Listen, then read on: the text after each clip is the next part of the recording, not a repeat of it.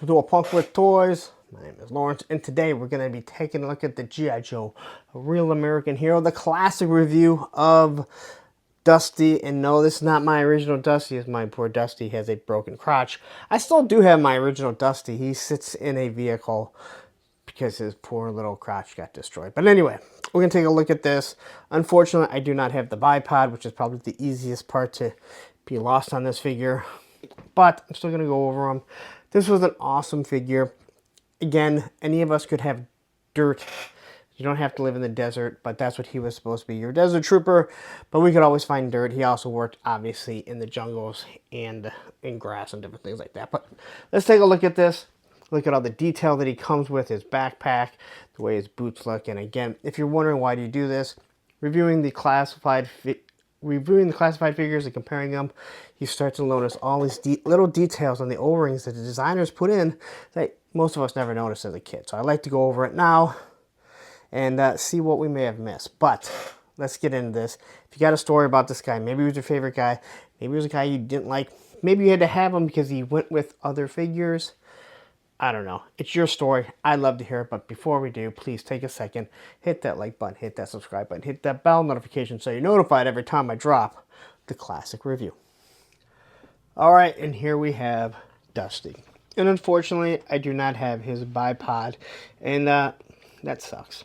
But we're going to take a look at his weapons first, or his accessories, not his weapons. So looking at his backpack, his two canteens in the back. This guy definitely needs to have water as he's going to be in the desert a lot.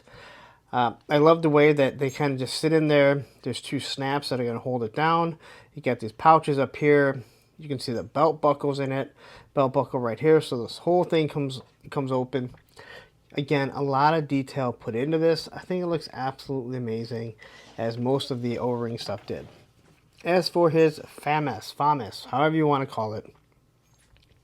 And this is a bullpup weapon.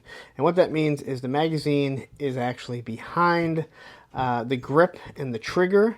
Now, there are some people that absolutely love this. There are other militaries that use this. I don't believe in the U.S.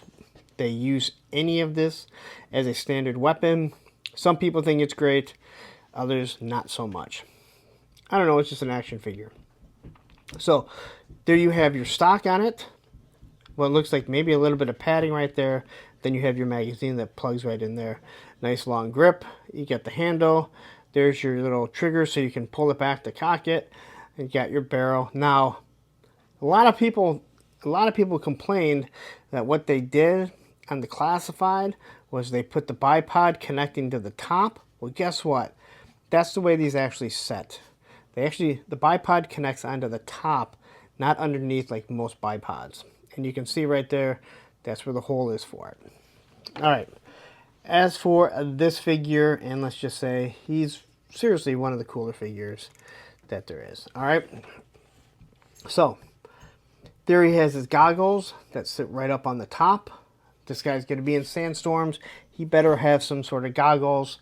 And you can see his helmet here, the way it wraps around. The goggles look really good, and he's got the camo.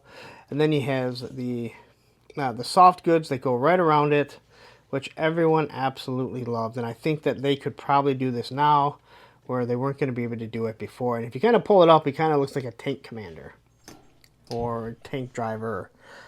You know what I'm talking about.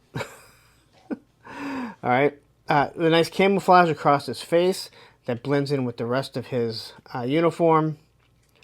All right. The eyes are done the exact same. So one little pupil there. It's black on the top. You see his nose and his mouth. Underneath, he's even got the camouflage. He's got a black shirt right there. And this here is a strap that mimics holding the backpack on. So people don't flip out like with Bazooka because he doesn't have a backpack strap. Got the collar sitting right there. Nice little buttons. There you have the U.S. flag. And then I'm assuming that has something to do with the unit that he is in here. Here's where they put the name. Again, he was based off of Ron Rudat, or it was an homage to Ron Rudat, so his name is actually Rudat backwards, which is Tadar. I don't know. I can't think of it. It's on the classified one. So, there you go. He's got some nice pockets right there. And again, the camouflage, which is all uniform, just going across on the uniform, looks really good. Here we get to the sleeves, and the sleeve looks good. Again, the camouflage work that's done, you can see it's kind of worn off right here on his, on both elbows. And then when you get down here, you can see it's pinched over to keep from sand going up underneath it.